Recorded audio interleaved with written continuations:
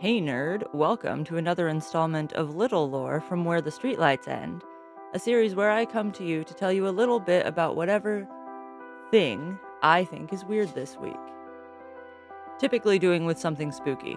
Usually I have a monster to talk about, but the story that I've chosen for you today doesn't contain a monster, but it is about something pretty dark and weird, which I find extremely interesting and quite funny. I remembered this story as I was traveling east away from the land by the ocean where I grew up. Traveling over the mountains and across the rolling plains to a land far away reminded me that I know a story y'all might like about some people a long time ago that did the same thing, except in the other direction. This is the story of Pickled Willie. Before I get into it, I request most humbly that you please click that button down below that says like, because it helps me out so much. Comment down below to tell me your favorite story about traveling, whether it be a personal anecdote or a story you heard somewhere. And subscribe to the channel if you want regular stories about monsters, weird things, dark history, and generally spooky stuff from someone with a master's degree in history and nothing better to do. I've also got a Patreon if you'd like to join over there and get more content while helping me survive in this capitalist hellscape.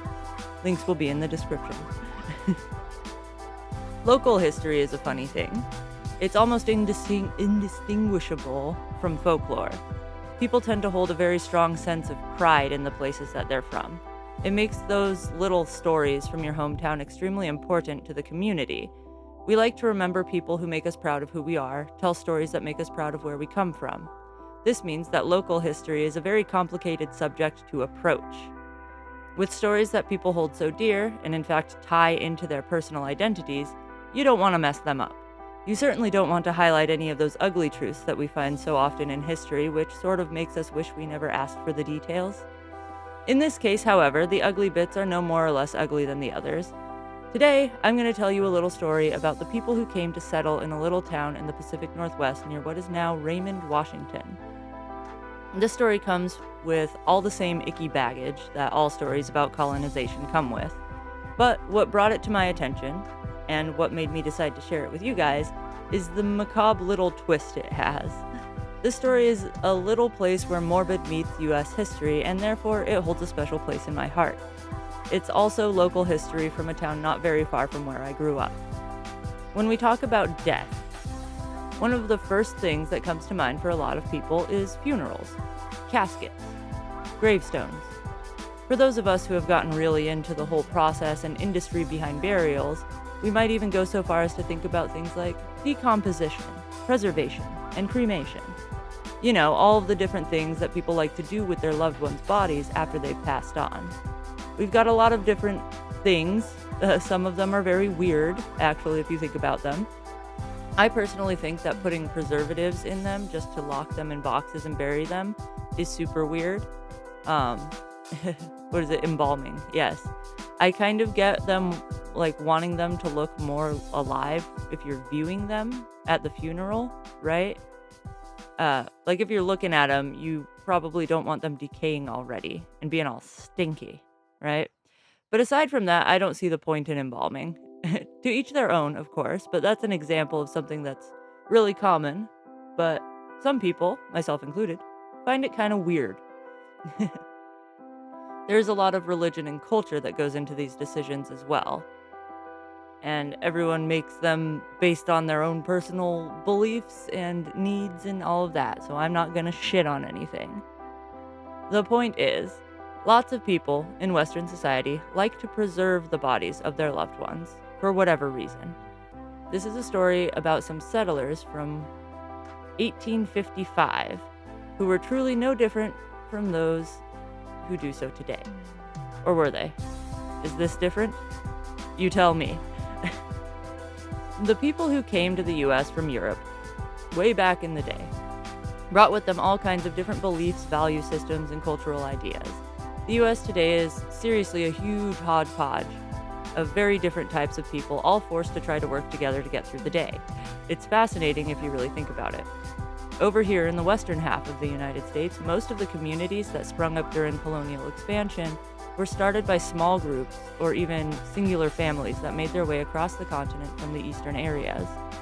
People from Europe landed on the East Coast and spread inland for a bit. Then a generation or two later, they decided, holy shit, there's a whole other ocean over there if we walk far enough. And then they did. And then they populated the West. And now here we are, with shit like Portland and Seattle and whatnot. The point is, yet again, that most of these cities that we know today, as well as the smaller towns that line our highways and coastlines, were pretty much started by only a handful of people, sometimes 10 or 20 travelers as all, who made the trek all the way over here, set up a few little houses, and basically just hung out until more people came. There's a small town in the southwest corner of Washington state with a very unique story of this type. This story has continued to be told with astonishment, pride, and amusement since the area was settled in the 1800s. The story stands out among other tales about the early settlers from around those parts. This is the story of Pickled Willie. So, a group of about 200 people left out of Bethel, Missouri in 1855. They were joining in with the common pursuit of a new life in a greener land to the west. So they packed up what they could and planned their trip to the Washington Territory. This group named themselves the Bethelites in homage to the hometown that they were leaving behind. This group had a few characteristics that made them interesting, the first being that they were deeply, deeply religious. The second noteworthy trait is that they were known far and wide for being the makers of some of the most powerful whiskey anyone had ever known. They were the creators of 100 proof gold standard whiskey. This isn't an unusual tale on its own, as countless groups were making the same sort of journey toward the Pacific Ocean at this time. More than anything, what makes this group of travelers stand out among the many others is their unique leader, who is now known as Pickled Willie. Which is also funny, just because Willie, right? This guy was being a pickle before Rick and Morty made it cool. Know what I'm saying? Long before. So, young Willie was the son of the leader of the party of travelers. The leader of the party was Dr. Keel. Dr. Keel was the one who came up with the idea of packing up and heading west as a group. So he was charged with planning the journey. His son Willie took a strong interest in being a part of the planning and taking a leading position on the trip itself. Willie was 19 years old when his father promised him that he could lead the trip and be the first wagon along the way, no matter what. That promise was put to the test when "no matter what" became an important note. Young Willie died of malaria, according to many sources, but it could also have been cholera or really any number of things, just days before the journey was set to begin. Luckily for Willie, and for his father who refused to break his promise, the Bethelites were not only great craftsmen, able to make a real nice coffin, but they also had that extremely powerful whiskey. Lots and lots of that very powerful whiskey. So Dr. Keel decided to build a strong and sturdy coffin for his son, and Willie was placed into it and hauled in a wagon at the front of the group. Just as promised, Dr. Keel made sure that Willie was leading the journey even though he was dead. And then, because corpses have a tendency to rot, Dr. Keel filled his son's coffin with their whiskey so that the alcohol could keep Willie looking fresh. Maybe not so much smelling that way. But this would ensure that young Willie's corpse was preserved and that his body remained intact until they could make it to their destination in the west. According to the local folk story, while the group was traveling west, they were surrounded and stopped by a group of Native Americans, and the pioneers were worried that the natives would kill them and take all their shit, which may have been the original intention. However, when they demanded to see what was in the huge black box in the front of the wagon train, Dr. Keel lifted the lid to reveal the whiskey-pickled corpse of his son. The group of natives were left speechless by the sight and decided to leave rather than linger around these crazy fucking white people. Now, it is possible that the natives didn't actually have such a reaction to seeing the Pickled Pioneer.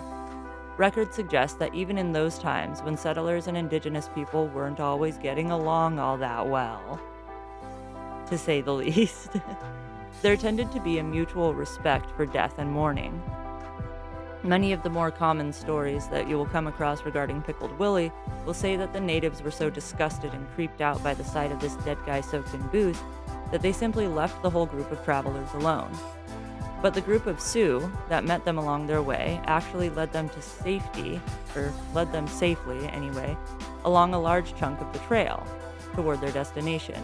This might very well be because they recognized the mourning of the family and respected this transportation of the body as part of that death process.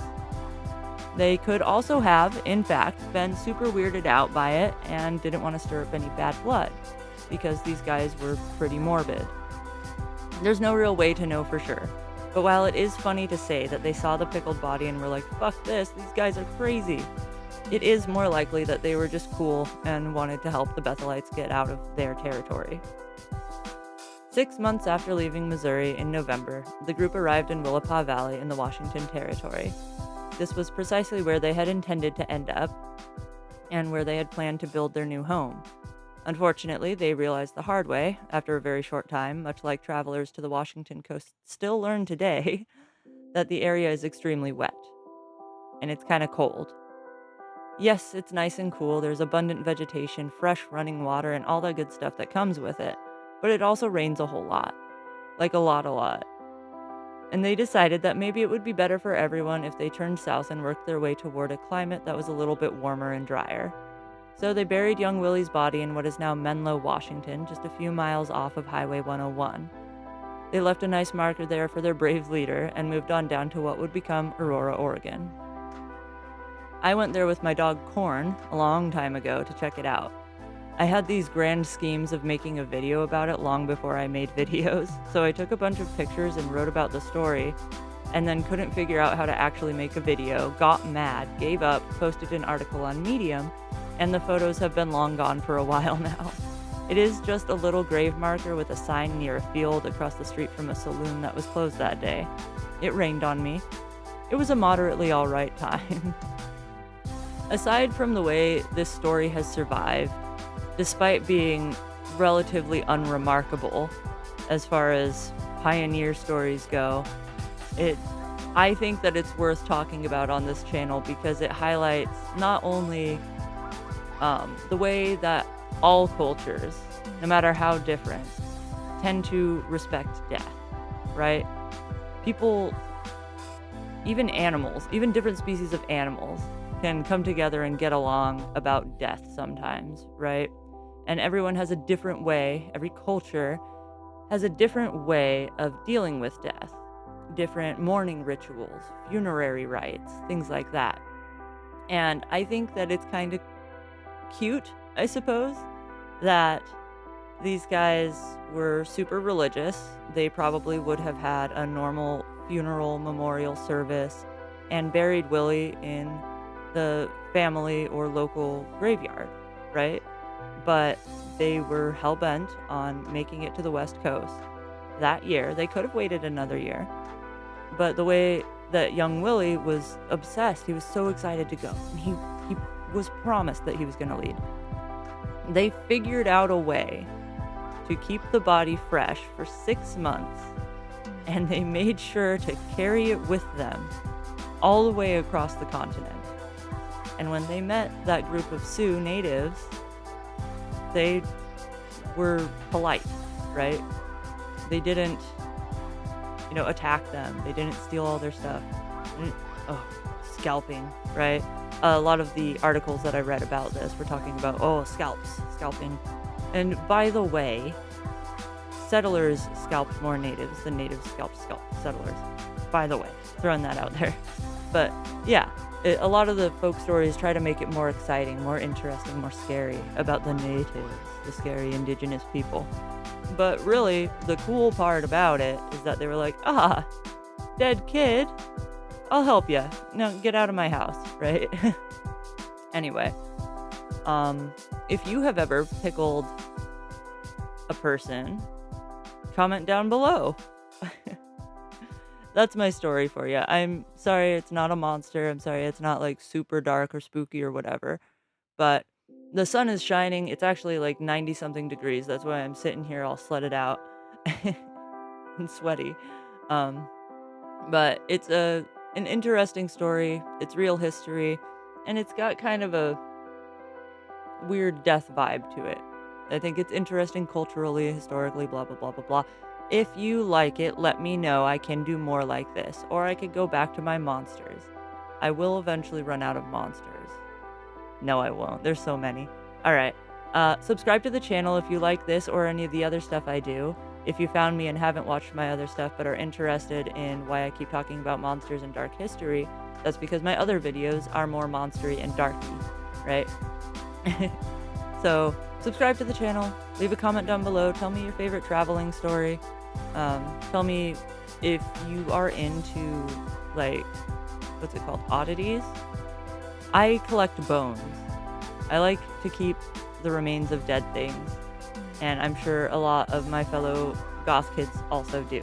So tell me about that. Yeah. Like the video, comment, subscribe. Join my Patreon if you want to help me survive. I just moved across the state and I don't have any income, and my dog is very ill. So, I love you.